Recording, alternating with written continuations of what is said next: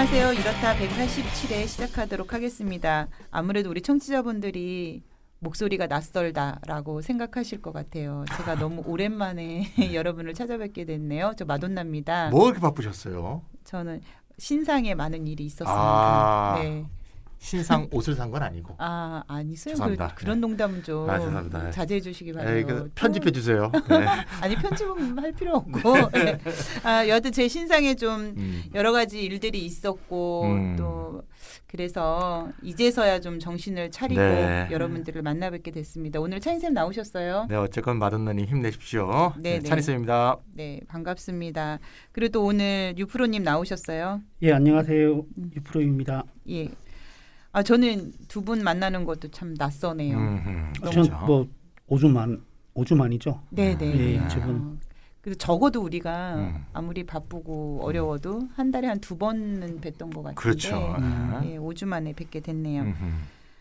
요즘 뭐 코로나 재확산 때문에 정신 없고 또 많은 우울을 동반한 감정 상태에서 우리 청취자분들 어떻게 지내시고 계신지 궁금합니다. 유프로님 오늘 어떤 주제 준비해 주셨나요? 예, 이제 제가 최근 들어서 이렇다해서 화폐, 이제 돈, 그리고 화폐 발행 체제의 문제점에 대해서 이야기를 쭉 해왔지 않습니까? 네. 오늘도 그것의 연장입니다.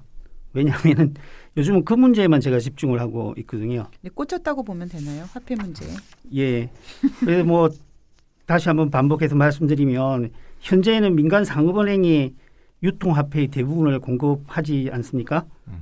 그래서 저는 이제 민간은행이 대출을 통해서 창조해내는 은행화폐를 국가가 발행하는 국가화폐로 대체하자 이런 제안을 해왔었는데요. 그런 제안을 이런 말씀을 하셨었죠. 그 제안을 네. 특별히 강조해왔죠. 네. 그런데 그렇게 하면 정부는 많은 화폐 발행 이익을 누리게 됩니다.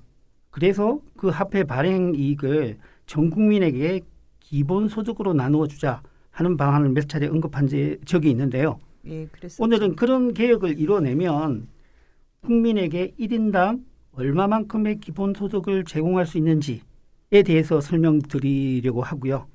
이게 흥미롭네요. 전에는 그냥 뭐 당위적으로 혹은 관념적으로 생각이 되던 것을 실제로 1인당 얼마만큼의 기본소득이 제공된다라고 상상하면 되게 현실적으로 다가올 것 같아요. 예, 이번에 제가 그걸 한번 추정해봤습니다. 네. 그리고 제가 이번 주에 책 한 권을 번역해서 출판하게 됐는데요.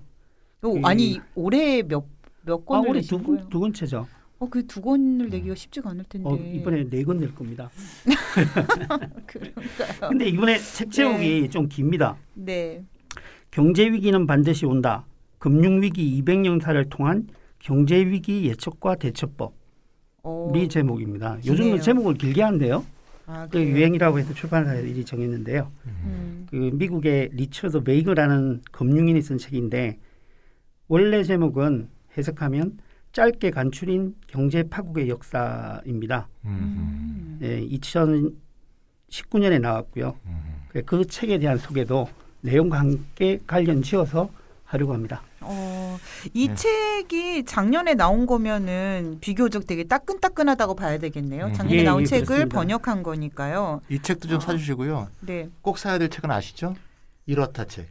네. 그렇죠. 얼마 안 남았습니다. 진짜 거의 뭐 올해 내로 나옵니다. 네. 올해 내로.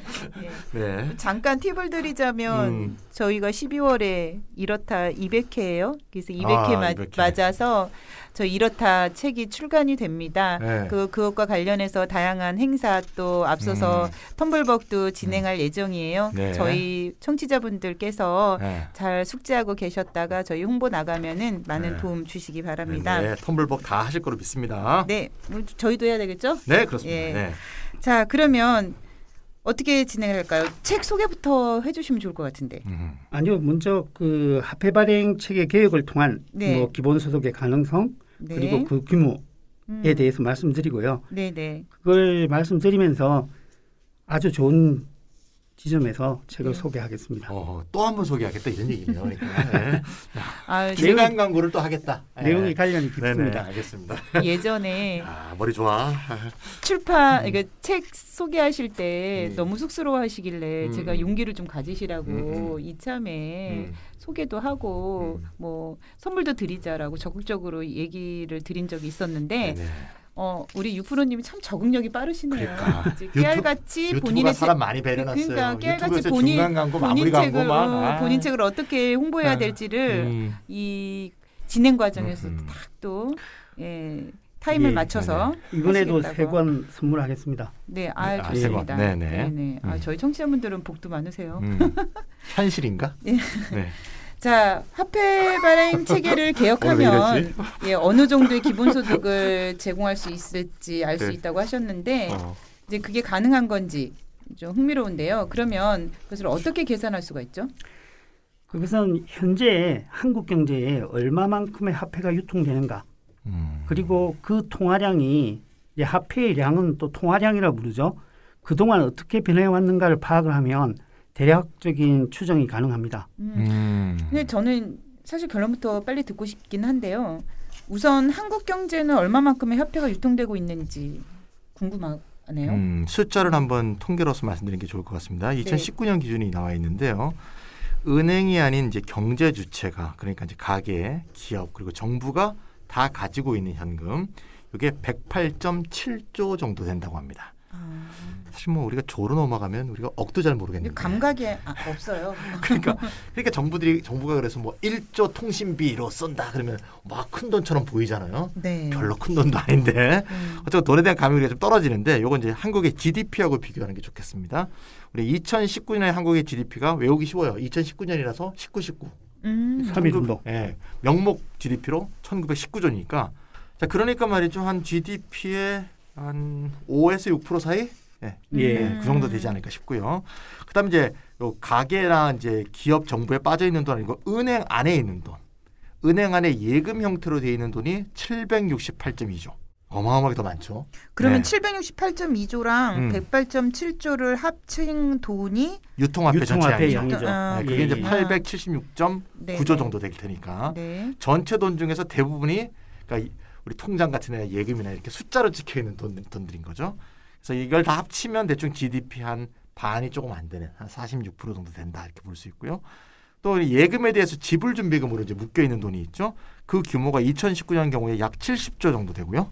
근데 뭐 지준금은 이제 유통이 되지 않고 각 은행이 중앙은행이 개설해 놓은 계좌에 싹 들어가서 돼 있다고 이렇게 환산이 되죠. 네. 그래서 이 통계를 보면 우리가 돈이라고 이야기하는 현금, 그러니까 법정화폐는 유통화폐에서 차지하는 비중이 극히 적다라는 걸 알 수 있습니다. 현금은 유통화폐의 약 12.4%에 불과한데요. 점점 이제 카드를 쓰고 전자결제를 많이 하게 되니까 그 비중이 줄어들고 있고요. 영국의 경우에는 그 비중이 3%에 불과하다고 그래요. 이쯤 그 수표를 발행하는 관행이 예전부터 정착돼 있기 때문에 그런 것 같습니다. 그런데 여기서 중요한 것은 지불 수단으로서의 화폐는 경제가 유지되기 위해서는 반드시 있어야 되는 것이고 경제 성장에 맞춰서 늘어나야 한다는 사실이죠. 실제로 계속 늘어나고 있죠. 늘어나지 않으면 경제가 또 굴러가지 않으니까. 수치를 한번 보니까 2007년도에 유통화폐량이 M1이 312조 정도 됐는데 아까 제가 2019년에는 876조라고 그랬잖아요. 그러니까 이제 12년 동안에 엄청나게 300조가 한 800 몇 조가 됐으니까 계산해 보면 12년 동안에 연평균 9.1%씩 상승했다. 이렇게 얘기할 수 있을 것 같습니다. 그러면 그게 경제 성장률하고도 이렇게 발맞춰서 늘어나는 거예요? 그보다 더 빠르죠. 더 빠르게 늘어났죠. 그러면 이게 통화량이 아주 많이 빠르게 늘어나는 것 같은데요. 그러면 그렇습니다. 경제 성장률보다 더 빠르게 늘어난다는 말씀이신 거죠? 이제까지 통계를 보면 그렇고요. 그래서 이제 적정 통화량의 증가율이 얼마야 되느냐 하는 것은 단정적으로 말할 수는 없는데요. 경제가 발전하기 위해서는 통화량은 늘어야 한다는 것은 분명합니다. 그런데 이 많은 사람들은 통화량이 늘어나면 물가가 오르는 것을 걱정할 것 같거든요. 그러니까 비트코인이 인기가 있었던 것이 일정 시점이 지나면서 이 통화량이 고정되도록 설계됐다는 것이었잖아요. 희소성이 있었죠. 네. 그게 제 생각에는 네. 많은 사람들이 가지고 있는 이제 대표적인 착각인데요.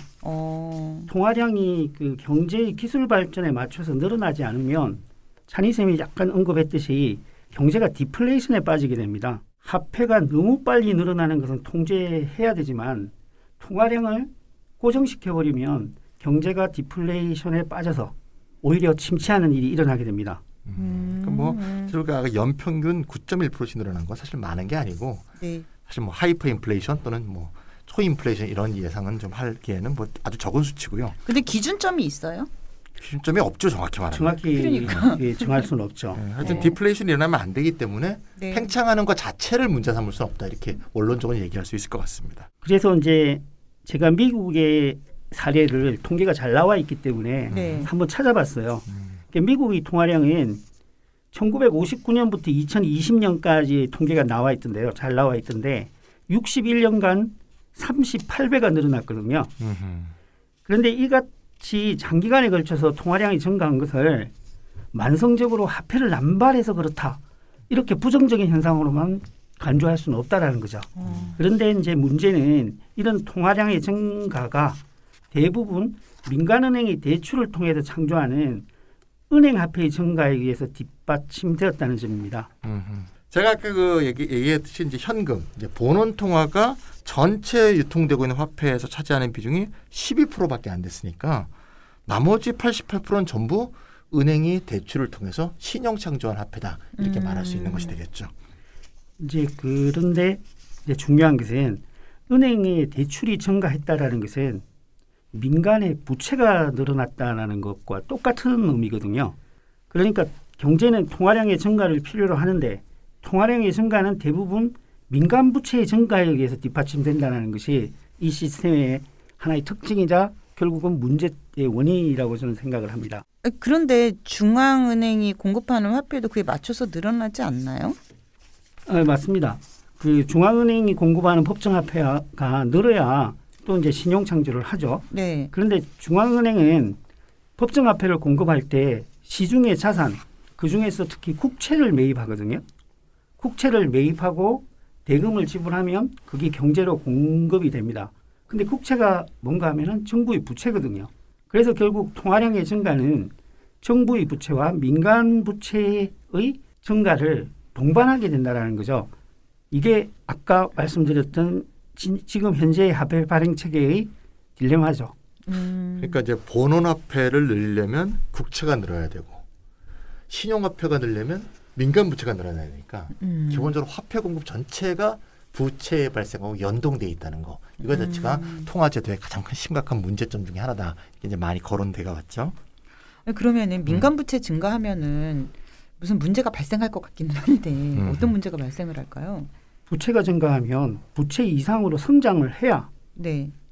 빚을 갚는 거죠. 부채를 갚을 수가 있는 거죠. 그런데 그 부채를 갚지 못하는 일이 빈번하게 일어나게 되면 결국 부채를 빌려준 은행이 파산해서 금융위기가 발생할 수가 있습니다. 미국의 이제 2008년도 글로벌 금융위기에 대한 우리가 영화도 우리 이렇다 초기에 한 적이 있는데 빅 쇼트라고 그때 우리 마돈나님 안 계셨죠 아마. 네, 근데 청취자로 들으셨죠? 이후에 봤죠. 아, 영화는 보셨죠? 네네. 거의 개한테도 대출해주지 않습니까? 그러니까 막 대출을 해주면 해줄수록 대출 수수료를 받는 사람들, 신용평가기관들 얘네들이 다 돈을 버니까 막 대출을 해주는데 결국 못 갚으니까. 네네. 결국 은행은 부실채권이 늘어나고 부실채권이 늘어나니까 은행은 담보로 잡아놨던 집을 팔아도 집값이 또 폭락했기 때문에 부실채권을 회수를 못하고 그러다 보니까 당시 굉장히 유명했던 미국의 역사적인 은행인 리만 브로더스라는 은행이 파산하게 되는 그런 일이 생겼던 거죠. 그래서 민간 부채가 늘어나는 건 당연히 금융기관 파산으로까지 나가기 때문에 결국은 금융위기로 귀결될 것이다. 이렇게 이제 일반적으로 얘기할 수가 있겠죠. 그러한 사례는 2008년과 함께 1930년대의 대공황이 대표적입니다. 그러니까 대공황 이전에 1920년대잖아요. 그때 민간 부채의 증가가 급격히 일어났거든요. 그러니까 1920년부터 1929년까지 민간 부채가 52.7%나 늘었습니다. 근데 그 이야기는 뭔가 하면 돈의 양이 그만큼 늘어났다는 이야기죠. 그러니까 통화량이 늘어났다는 것 자체가 긍정적인 신호라고만은 볼 수가 없을 것 같아요. 그렇죠. 지금 유프로님 말씀 들으니까 되게 무섭게 들리는데요. 그런데 성장을 하려면 통화량이 필요하고 통화량을 늘리면 금융위기가 일어날 수 있다. 그러면 이러지도 저러지도 못하는 상황이잖아요. 예, 그 자본주의가 중앙은행을 중심으로 해서 자체적인 금융체계를 갖춘 게 1800년대 초인데요. 그 이후 한 220년이 흘렀지 않습니까? 그 220년 동안 자본주의는 수없이 금융위기를 되풀이해왔죠. 네. 그러니까 민간 부채가 늘어나는 기간 동안에는 경제가 엄청나게 성장을 합니다. 그러다가 그것이 과잉이 되면 빚을 갚지 못해서 금융위기가 일어나거든요. 그리고 좀 시간이 지나면 다시 사람들은 과거를 잊어버리고 그 과정을 또 반복합니다. 그런데 저는 되게 신기한 게 뭐냐면 이게 반복되는 과정 안에서 그렇게 금융위기를 겪었다가 시간이 지나면 다시 경제가 좋아지잖아요. 왜 그런 거예요? 네, 이게 이제 그 위기가 발생하게 되는데요. 네. 위기는 파국으로 귀결되죠. 네. 그러니까 위기가 금융위기가 이렇게 발생을 하면 또 공황 같은 게 실제로 오면 공황은 이제 더 심각한 형태고요. 네. 채권 채무 관계가 이렇게 정리가 됩니다. 채무자가 채권자한테 돈을 갚아서 정리되는 게 아니고요. 네. 채무자와 채권자가 모두 파산해 버리기 때문에 네. 심지어 인격적으로는 사망하기도 하고요. 예. 네, 그래서 회사는 사라지기도 하고요. 네. 빚의 관계가 사라져 버리기 때문에 네. 깨끗이 치우고 다시 시작한다고 할까? 이렇게 제가 쉽게 얘기하면 안 되는 건데 네. 사실 이유는 그렇습니다. 그래서 갑자기 나 그런 생각이 나는데 이런 게 사실 경제에서는 굉장히 중요하죠. 옛날에 그 성서에 보면 성서에 희년이라는 개념이 있지. 희년. 희년. 7년에 7번 돌아왔을 때 50년마다 땅은 원주인에게 다 돌려주고 모든 부채 채무를 다 갚는. 이래서 다시 출발하게 만드는 그런 정신이 그렇게 하지 않고는 그 사회공동체가 굴러갈 수 없기 때문에 네, 그런 식의 제도도 아마 유대 초기에 만들어진 게 아닌가 그런 생각도 듭니다. 그래서 제가 가지고 있는 생각은 공황은 고통이기도 한데 부채를 탕감하는 일종의 희년 역할을 했다고 할 수가 있을 것 같아요. 그리고 이제 부채를 탕감하면서 그 이전에 만들어졌던 이제 과잉 생산도 이제 해소가 되는 거죠.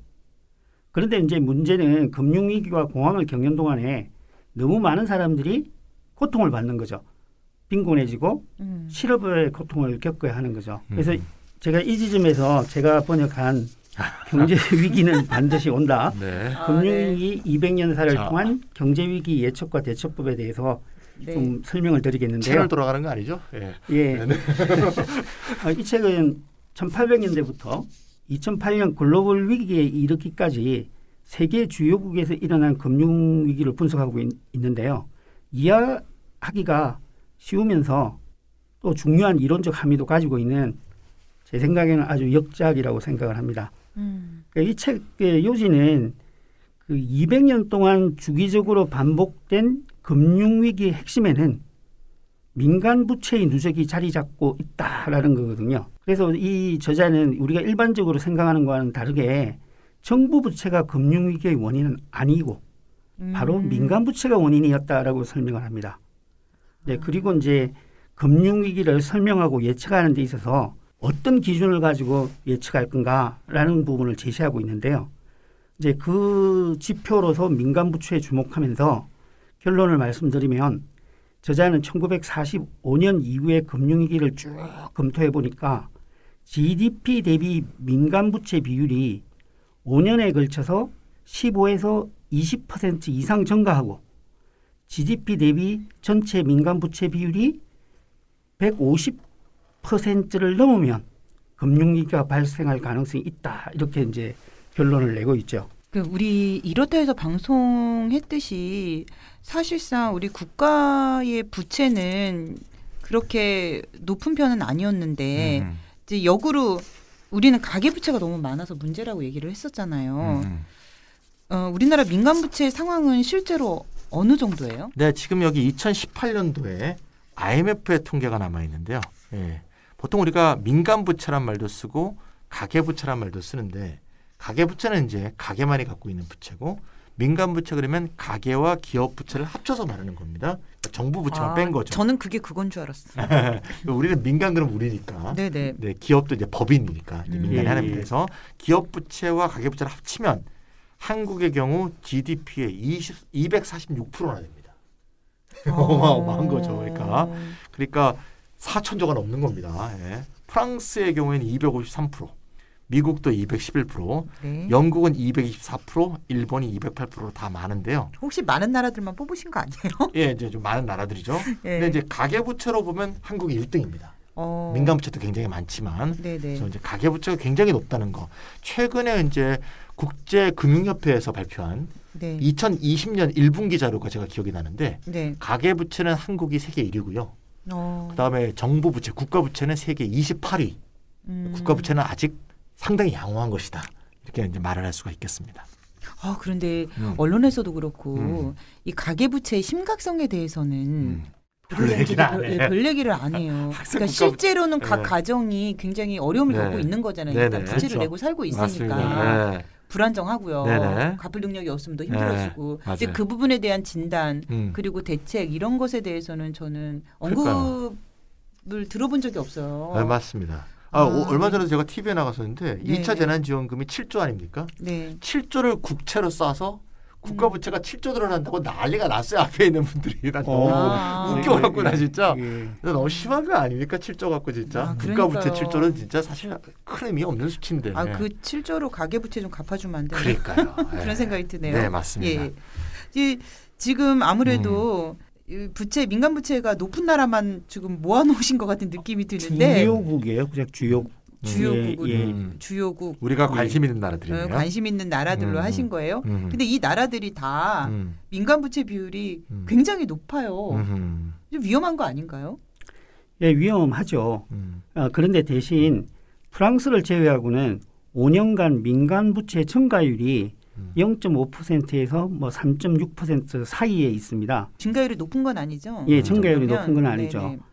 그래서 민간 부채로 인해서 금융위기가 당장 발생할 수 있다라고 단정할 수는 없는데 위기의 가능성은 잠재되어 있다라고 할 수가 있죠. 그런데 계속 경제 성장을 얘기할 때는 경제가 성장하려면 부채를 더 늘려야 한다 이런 얘기가 있잖아요. 전 되게 난감한 것 같아요. 그게 난감한 거죠. 예. 그러니까 이제 민간 부채 수준이 높으니까 부채 갚기도 좀 어려울 거 아니겠습니까? 기업이건 가계건. 그래서 이제 한국은 아직 제로금리까지는 아니지만 주요 국가, 아까 얘기했던 주요 국가들이 다 대부분 제로금리나 제로금리에 준한 이제 금리를 유지하고 있고 어제도 이제 발표했죠. 미국이 이제 계속 제로금리 정책을 계속 가겠다. 뭐 대선 발표 내용인 것 같기도 한데 그런 정책을 발표한 적도 있죠. 예, 정확한 지적이고요. 민간이 더 부채를 늘리기 어려우니까 이제 정부가 양적완화 이런 형식으로 해서 이제 빚을 지고 있고요. 중앙은행이 제로금리와 같은 정책을 통해서 민간의 이자 부담을 줄여서 위기의 도래를 지연시키고 있다. 이렇게 말씀드릴 수 있습니다. 뭐 지연이야 되겠지만 이게 이제 문제가 없어지는 건 아니잖아요. 이런 문제들을 어떻게 해결할 수 있을까요? 예, 그래서 제가 번역한 책을 다시 한번 인용하면요. 이거 또 있네 이거. 그 책의 저자는 경제가 다시 성장을 회복하기 위해서는 민간 부채를 낮춰야 한다고 이야기하거든요. 그리고 민간 부채를 줄이는 방법으로 3가지를 이야기합니다. 첫째, 아까 말씀하신 대로 공공부채로 상쇄하자. 민간 부채를 정부 부채로 사버리는 거죠. 그리고 예전에 이렇다 해서 다뤘던 것인데 인플레이션을 일으켜버리면 부채의 부담이 확 줄지 않습니까? 인플레이션을 일으키는 방법 그리고 대규모 수출 흑자인데 첫 번째는 그러면 정부 부채 늘어난다는 문제가 있고 인플레이션 자체도 또 큰 문제가 될 수 있고요. 그리고 모든 나라가 수출 흑자를 누릴 수는 없는 일이잖아요. 마음대로 안 되는 거죠. 그렇죠. 수출 흑자라는 게. 그래서 그 저자는 자산 가치 하락과 GDP 축소 없이는 민간 부채를 줄일 수 없다라고 이야기하는 거죠. 근데 이게 좋게 말해서 자산 가치 하락과 GDP 축소지 이거 공황이 불가피하다는 이야기거든요. 그런데 우리는 대공황을 또 감수할 수는 없지 않습니까? 그렇죠. 그래서 이 저자는 성장의 축소 없이 민간 부채를 줄이는 방법으로 채무 조정이나 탕감의 전략을 제시합니다. 좋겠다. 이렇게 되면. 부채 조정이나 탕감을 통해서 네. 민간 부채를 청산하는 것이 성장을 다시 일으키고 평등을 회복할 수 있는 직접적인 방법이라고 단언을 합니다. 그래서 이제 아까 잔이쌤이 조금 언급하셨는데 채무 면제를 통한 민간 부채의 청산이 고대 문명, 바빌론, 이집트, 이스라엘 등에서 주기적으로 일어났던 일임을 상기할 필요가 있다라고 강조를 하고 있고요. 그런데 이 저자는 그 책에서는 채무 조정이나 탕감을 언급하는 데서 멈추고 있거든요. 이게 아니면 방법이 없다. 근데 제가 뒤에 그 저자가 2020년 1월에 발표한 논문을 읽어봤어요. 거기에서 새로운 근본적인 방안을 제시하는데 정부에 의한 국가화폐 혹은 공동화폐의 발행을 제안합니다. 정부 부채는 민간 부채에 비해서 큰 문제가 아니고 네.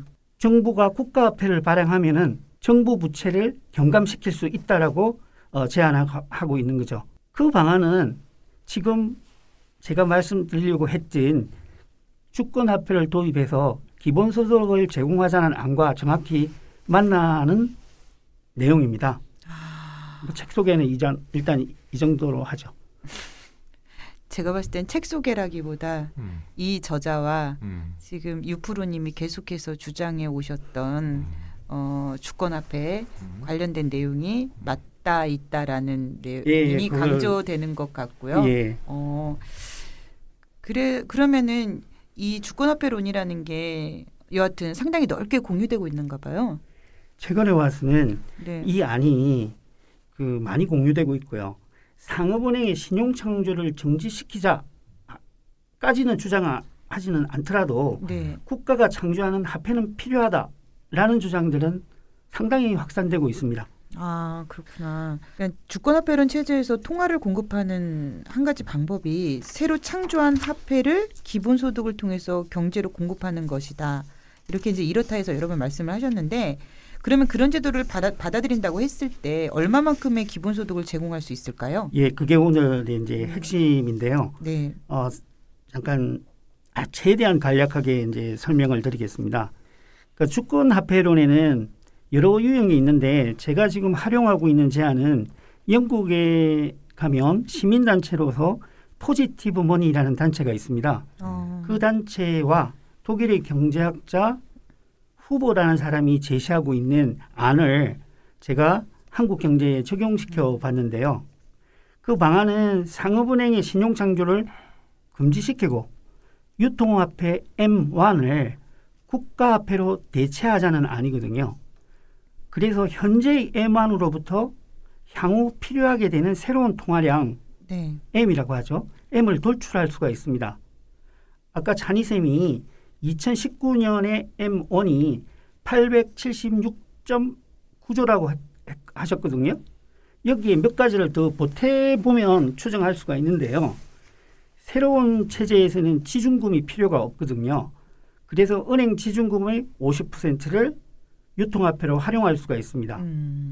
그리고 현재 이제 저축성 예금이어서 M2에 포함되지만 요즘은 이제 저축성 예금인데도 그 결제에 활용할 수 있는 그 계좌들이 있어요. 네. 그런 것들은 사실은 지금은 M2에 포함되지만 유통화폐와 그 진배가 없거든요. 이런 것을 고려해서 2019년에 필요한 국가화폐량을 구하면은 1,795조 정도 됩니다. 그러니까 우리나라 GDP에 거의 근접하는 수준인 거죠. 1,795조 원이라는 금액이 한국의 상황에서 2019년에 필요한 국가화폐량 말씀하시는 그렇죠. 거죠? 제도 계획을 했다고 하면은 네네. 가상적인 통화량이 이 정도 된다라는 거죠. 방금 도출했듯이 2007년부터의 통화량을 기초로 12년간 가상적인 국가화폐량의 변화 추이를 구해봤더니 통화량이 12년간 연평균 91.6조 원씩 증가했습니다. 그러면 뭔가 하면은 1년에 통화량이 91.6조가 증가하거든요. 네네. 이걸 기본소득으로 제공해서 공급하면 된다는 것이죠. 그래서 계산을 해보니까 네. 지난 12년간 매년 평균 91.6조 원을 확보할 수 있었잖아요. 네. 그 금액을 각 해 인구로 나눠보니까 2008년에 가설적인 1인당 기본소득 추정액은 약 97만 원. 1년치인 거죠? 예. 네네. 매년 4.6%씩 그 화폐량이 증가해요. 네네. 그래서 쭉 추정을 해보면 2019년의 추정액은 약 189만 원, 월 16만 원 정도가 화폐 발행 이익으로 기본소득으로 제공할 수 있다. 이런 추정이 가능합니다. 이게 일본, 영국, 미국을 대상으로 추정한 게 있는데 네. 그 추정한 방식을 그대로 한국에 적용해 보았습니다. 그렇군요. 연간 91조씩 늘어났다. 요거는 이제 5,200만 원으로 나누고 12로 나누면 이제 월 기본소득 추정액이 나오는 거죠. 네. 그렇게 이제 유프로가 계산을 해봤더니 2019년 기준에서 볼 때 월 16만 원, 연 189만 원이다. 이렇게 얘기하는 거죠. 예, 맞습니다. 예. 그 화폐 이렇게 통화량만 가지고도 이렇게 기본소득이 가능하다니 좋네요. 물론 국가화폐 제도로 바뀌었을 때. 네. 그리고 물론 이제 현재의 발행 제도에서는 통화량이 상업은행에 의해서 과도하게 그 공급되는 경향이 있단 말이죠. 네. 그래서 실제 금액이 이 추정치보다는 줄어들 수는 있지만 역사적으로 통화량 변화 추이를 토대로 해서 보면은 네. 기본소득의 상당한 재원을 화폐 발행 이익으로 확보할 수 있다. 이런 결론을 내릴 수 있습니다. 우리나라 기본소득 대회할 때도 꼭 오시는 분인데요. 네네. 일본의 경제학자 도모히로 히노우에 아주 젊은 친구예요. 머리가 이번에도 왔죠. 머리도 이렇게 삐쭉삐쭉하고 최근에 경기도 기본소득 온라인 박람회 거기에도 이제 참여했었죠. 이와 유사한 주장을 이제 책에서 펼쳤고 한국에도 이제 번역이 됐죠. 예. 아마 송주명 선생님하고 안현효 선생님이 아마 번역을 같이 하지 않나 싶은데. 강남훈 교수. 강남훈 교수도 하셨나요? 네. 송주명 강남훈 교수 같기도 하고요. 기본소득의 경제학이라는 책으로 번역이 돼 있습니다. 그래서 기본소득을 이제 이렇게 나눴죠. 세금에 기반한 고정기본소득 이렇게 얘기하고 시니어리지, 화폐 발행 비용하고 화폐 전체 액면가의 차액으로 그게 이제 시니어리지 아니겠습니까? 시니어리지에 기반한 경기조절적 기본소득 이렇게 개념을 두 개로 나눠갖고 이 두 개를 병행하자 이렇게 얘기했거든요. 여기서 이 두 가지 중에서 후자 시니어리지에 기반한 경기조절적 기본소득이 이제 국가화폐 발행에 의한 기본소득이라는 유프로에 구성하고 이렇게 딱 통하는 그런 얘기 같습니다. 예, 저도 그 책을 읽어봤는데 아주 재미있게 읽었는데요. 아주 쉽고 그것도 한 1시간 2시간 하니까 다 읽어버리던데요. 저는 이런 책을 재밌게 읽었다고 하는 게 약간 이해는 안 돼요. 책 쉬워요. 일단 저도 한번 읽어보도록 하겠습니다. 그리고 기본적인 생각이 같으니까 더 빨리 넘어가더라고요. 그럴 수 있겠네요. 아주 기대가 되긴 해요. 그런데 늘 이런 어떤 진리를 보한 정책, 새로운 정책들을 제안할 때는 현실성 때문에 고민이 되는데 실현 가능성은 얼마나 기대할 수 있을까요? 일단 이게 상업은행이나 그에 관련된 금융 세력들, 금융에 관계된 모든 사람들 이런 사람들하고는 큰 싸움이 되겠죠. 일단 이게 쉽게 아무런 사회적인 어떤 대결이랄까 갈등이라는 게 없이 해결은 좀 어려운 거고요. 구조도 좀 바뀌어야 되는데 지금은 중앙은행이 정부 바깥에 있는 독립적 기구 아닙니까? 독립적으로 이제 행사인데 그게 국가의 한 구성 요소가 될 가능성이 그렇게 되는 거죠. 국가가 된다는 것은. 그래서 이제 국가가 지금 입법부, 행정부, 사법부로 돼 있는데 중앙은행부 같은 이런 게 생겨갖고 국가의 한 요소가 돼서 정부의 방침 또 국회하고 관계도 있겠지만 화폐를 찍은 화폐를 정부의 재정으로 이관하고 이런 제도 자체가 일단 낯설기 때문에 그런 구조 변동에 따른 여러 가지 이제 설득이랄까 국민적 합의 이런 게 존재해야 되는 면이 존재하겠죠. 그런데 이제 주권화폐론이 반드시 민간은행의 신용 창조를 배제하자고만 주장하지는 않습니다. 주권화폐와 민간은행의 신용 창조를 병행하자는 방안도 있거든요. 사실 그에 대한 책도 제가 번역을 해두었는데요. 다음 달에 출판할 생각입니다. 올해 세 권째네요. 그러면 예, 기본소득과 주권화폐라는 책을 하나 번역했습니다. 또 책 소개야. 오늘 이거 여기 팟캐스트는 책 소개합니다. 제목이 책 소개. 유프로 책 소개. 아니 4권 내신다고 그랬잖아요. 그러면 곧 다음 달에 3권째 나오면은 연말에 또 한 권이 나온다는 얘기인데. 와, 참 우리 유프로님 이러다 너무 유명해지시는 거 아닙니까? 진짜. 번역이 곧 연구 과정인 것 같습니다. 내가 볼 때는. 그럴 수 있겠네요. 그 주권화폐론의 원래 1차적인 목적이 기본소득이라기보다는 상업은행의 신용창조 문제를 해소하자는 것으로 알고 있는데 예, 그렇습니다. 제가 오늘 소개해드렸던 주권화폐론은 사실은 초점은 상업은행의 문제점 해소에 초점이 맞춰져 있는데 부가적으로 기본소득이 가능하다고 주장하는 입장입니다. 그런데 주권화폐론이 모두 그런 것은 아니죠. 그래요? 그럼 주권화폐론에 뭐 다른 내용도 있나요? 간략히만 소개해드리면 그 주권화폐론의 다른 유형은 현대 경제에서는 노동소득이 계속 줄어들어서 가게들이 가계부채를 내지 않으면 구매력을 온전하게 누릴 수가 없다라는 것이죠. 그렇죠. 그래서 가계부채가 발생하고 있다고 이제 진단을 합니다.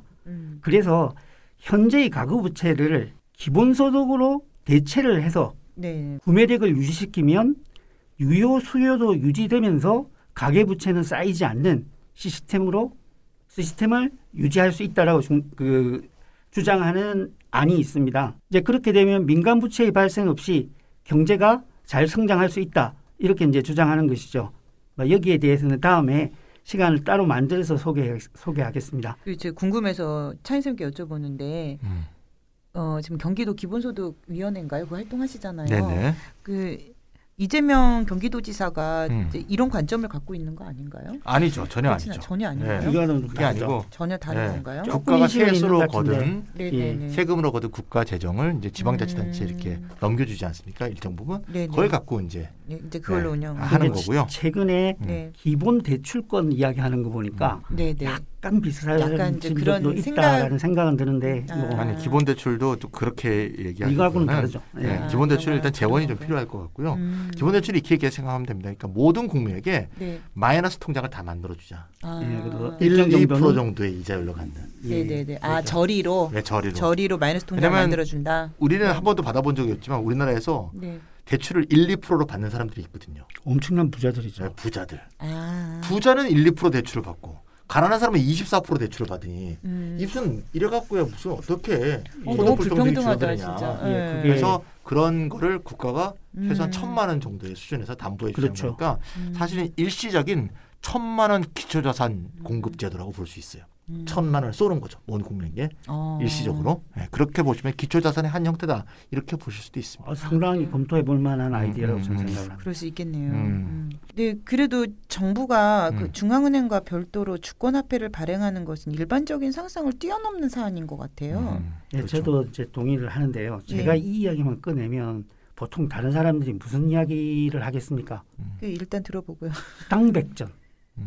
대원군 이야기를 자꾸 꺼내요. 야, 그리 되는 거 아니냐? 이렇게 이야기하고 있는데요. 베네수엘라 얘기하겠죠. 베네수엘라. 사회다수가 기존의 통념에서 벗어나야 되는데 쉽지 않은 일이죠. 하지만 지금 사실 어느 정도는 주권화폐가 변형된 형태로 발행되고 있다고 저는 생각을 합니다. 그럼 무슨 말씀이세요? 한 10일 전에 한국은행이 정부의 국채를 5조 원 정도를 단순 매입하겠다고 했거든요. 단순 매입이 뭔가 하면은 공개시장 정책 외에 돈을 찍어서 국채를 사들이겠다라는 것이죠. 이게 바로 양적 완화거든요. 저는 이 양적 완화가 사실 변형된 형태의 주권화폐의 발행이라 생각하는데요. 설명을 드리면 정부가 일단 국채를 찍어요. 한국은행은 돈을 찍어요. 그걸 둘이서 바꿔요. 이건 사실 정부가 돈을 찍는 것과 차이가 없거든요. 저는 그렇게 생각을 합니다. 이제 국채를 팔았으니까 만기가 되면 정부는 국채를 갚아야 되잖아요. 네, 뭐 정부도 갚아야죠. 근데 정부가 갚는 방법은 좀 우리보다는 좀 쉽죠. 왜냐하면 빚을 내기가 굉장히 쉽죠. 그냥 국채 발행을 하면 되니까. 국채 발행을 해서 앞에 국채를 또 갚고 새로운 국채가 생기면 새로운 또 국채를 발행해서 갚고 이렇게 하자는 이제 이론이 최근에 많이 활발하게 좀 개진된 바가 있죠. 그게 바로 이제 우리도 자주 다뤘던 현대화폐론 MMT의 논리죠. 국가는 국채를 발행해서 이전 국채를 갚을 수 있기 때문에 파산하지 않는다 이렇게 주장하는데 저는 그게 변형된 형태의 주권화폐론이라고 생각을 합니다. 근데 MMT는 그 돈으로 일자리 보장 정책을 하자고 주장을 하고 있죠. 그렇죠. 뭐 아시다시피 뭐 일자리 보장은 이제 공공 일자리 창출인 건데 오늘이 지금 9월 18일이죠. 9월 18일에 저희 녹음하고 있는데 세계 기본소득 지지자들이 전부 기본소득 포토 액션 캠페인 하는 날입니다. 오늘이. 아, 그래요? 그래서 태그에서 네. 카운트 온 베이직 인컴, 영어로 본다면 기본소득을 지지한다. 뭐 네, 기본소득에 네. 의지한다. 그런 뜻이죠. 카운트 온 베이직 인컴이라고 태그를 붙이고 자기가 원하는 사진, 얼굴 사진도 되고 글 사진도 되고. 그래서 저는 그래서 오늘 뭘 올려놨나 하면 9월 얼마 전에 죽었던 데이비드 그레이버. 유명한 이제 아나키스트였고, 봤습니다. 네, 아큐파이 운동을 전개했던 수많은 사람들 중에 하나. 거기서 그 사람이 We are 99%. 우리가 곧 99%다. 라는 말을 만든 거기 집단 중에 한 명이죠. 그 사람을 통해서 제일 많이 알려졌지만 그분이 뭐라 그랬냐면 이 일자리 보장과 기본소득의 가장 큰 차이는 뭐냐. 네. 누가 얼만큼 어떻게 일하는가를 결정을 누가 하느냐. 그게 차이다. 일자리 보장은 정부가 하는 거죠. 너 여기 가서 이 일해. 너 저기 가서 저 일해. 그런데 그 일자리가 질이 낮으면 사실상 강제노동이 되는 거죠. 그렇죠. 한국의 자활근로 같이 되는 거죠. 그런데 기본소득은 뭡니까? 기본소득 생겨서 소득이 생기잖아요. 네네. 그러면 시민인 우리가 네. 내가 임노동을 더해서 돈을 더 벌지 아니면 의미 있는 일을 할지 네네. 아니면 그냥 쉴지 네네. 이 노동의 배치를 우리가 결정할 수 있다. 이게 가장 큰 차이다. 그렇죠. 노동이라는 게 꼭 임노동만이 그렇죠. 노동의 가치가 있는 건 아니니까 뭐 자활노동들도 있으니까요. 우리 생계와 관련된 것도 있고요. 뭐 우리 마스크를 만든달지 뭐 화분에 물을 준달지 이런 노동을 선택할 수도 있는 거잖아요. 그러니까요. 임노동을 그렇죠. 포기하고. 그러니까 6%가 주권화폐론 주장하는 건 6%의 주권화폐로는 기본소득으로 네네. 이어지는 거고요. 네네. 그건 시민의 시간 주권과 노동에 대한 주권이 강화되는 겁니다. 그런데 이제 MMT로는 잡 개런티, 일자리 보장으로 가기 때문에 네네. 국가가 실업을 없애준다는 네네. 얼핏 보면 좋은 계획 같아 보이는데 근데 저 너무 필요해요. 그런 이거는 정책들이. 노동 중심의 사고관이 계속 반영되고 네네. 일자리가 어떤 모종의 가치관을 갖고 있다는 생각이 계속 지배하고 있는 그런 연장이기 때문에 그 임노동에 대한 매우 가치 절상이 너무 큰 것 같아. 그렇죠. 그래 지금 우리가 뭐 양적 완화 지금 얘기도 했는데요. 양적 완화는 이제 국가화폐 발행은 아니지만 신용화폐 제도에 기착되고 있지만 국가가 주도해서 화폐량을 확 늘리는 방법이니까 사실상 그런 의미에서 볼 때는 효과가 같다 이렇게 이제 유프로가 얘기하고 있는 거고 제로금리 상태에서 양적 완화가 지금 뭐 수십 년 동안 이루어지고 있지 않았습니까? 그렇죠. 그게 사실상 우리나라는 많이 안 했지만 선진국에서 뉴 노멀이 돼 있으니까 그런 면에서 국가화폐가 사태로 진입하고 있는 어떤 걸 보여주는 구체적인 징후가 아니냐 유프로가 얘기하고 있다고 보입니다. 제가 일본에 아까 소개한 그 도모히로 이누 교수가 한 말을 제가 인용해 볼게요.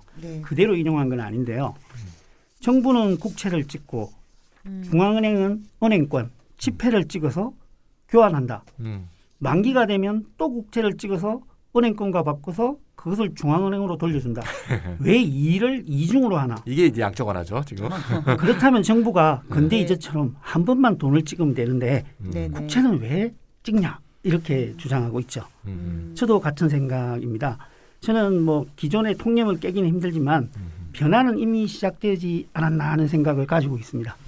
네, 이게 지금 이제 마지막으로 제가 또 하나 말씀드린 거는 이제 유프로가 이제 시너리지에 근거해서 주권화폐론에 근거한 이제 기본소득 얘기했는데요. 아까 이제 도모히로 얘기도 했지만 도모히로가 그것과 세금으로 한 기본소득을 합칠 것을 얘기하고 있잖아요. 그게 왜 그런가 하면 시니어리지에 근거하는 기본소득만 하게 되면 변동하죠. 소득재 분배가 담보되어 있지 않죠. 그렇죠. 물론 금융으로 인해서 이득을 얻는 사람들의 금융이익은 어느 정도 제어한다는 면이 있지만 기존의 소득 불평등 구조, 자산 불평등 구조의 변화가 없죠. 그래서 오히려 세금이라는 것이 갖는 이 진위계수 개선과 소득 자산 불평등 개선 효과라는 게 있거든요. 특히 우리나라 같이 이렇게 심각한 상황이 있으면 우리나라는 상위 10%가 50%를 넘어서지 않았습니까? 그래서 이거를 시너리지가 아무리 간편한 것처럼 이론적으로는 보이더라도 이것만 갖고 하려는 기본소득은 세상을 바꾸는데 한계가 있기 때문에 이것을 세금으로 인한 기본소득 또는 공유자산 또 공유자산이라든가 공유지분권 이런 것을 활용한 세상을 바꾸려는 기본소득의 계획 이런 것과 잘 조화를 이루어야 좀 더 완벽한 형태의 기본소득 안들이 나오지 않을까 그런 생각이 듭니다. 그리고 아까 추정했듯이 상당한 재원이지만 월 18만 원이기 때문에 충분한 기본소득의 재원도 되지는 않죠. 그렇죠. 금액적으로도. 맞습니다. 차인생 말씀하셨듯이 우리가 이제 이렇다 해서 계속 얘기해 왔던 것처럼 기본소득의 이제 재원 마련의 다양한 방식들이 있는데 그 재원 마련의 방식에 따라서 기본소득이 갖는 의미, 가치 이런 부분들도 좀 달라지는 것 같아요. 맞습니다. 그래서 그런 다양한 가치들이 있는데 이제 우리 오늘 이야기해주신 유프로님께서 전해주신 이야기는 화폐 제도 개혁만으로도 기본소득이 제공이 가능하다라는 얘기고 우리 상상력을 넓힐 수가 있죠. 그 가능성에 대해서 오늘 이야기를 나눠본 자리였습니다. 청취자분들 어떻게 들으셨는지 모르겠네요. 오늘 되게 중요한 가능성을 이야기해 주신 것 같고 아무래도 간만에 조금 희망적인 이야기를 나눈 것 같아서 좀 마음이 좋습니다. 우리 통신비 2만 원 받네 우리가. 정말 제가 방송에 나가서 그랬어요. 통신비 2만 원 얘기 받을 때 저는 영화의 한 대사가 생각이 났다. 뭐라고요? 그 달콤한 인생에서 이병헌이 복수를 다 하고 나서 맨 끝에 김영철이 두목하고 딱 둘이 맞닥뜨리죠. 그래서 묻잖아요. 이병헌이 김영철한테 뭐라고 묻죠? 근데 말이죠. 저한테 왜 그러셨어요? 김영철이 뭐라고 합니까? 넌 나에게 모욕을 줬어. 저는 통신비 2만 원 준다 그럴 때 이것들이 진짜 정말 우리를 지금 뭐로 하는 거야 진짜 이런 생각이 딱 들었어요. 그래서 이 말을 마지막으로 좀 남기고 싶습니다. 넌 나에게 모욕을 줬어. 너는 정부죠? 네. 기재부. 자, 청취자 여러분 오늘 187회 이렇다 이것으로 마치도록 하겠습니다. 안녕히 계세요. 감사합니다.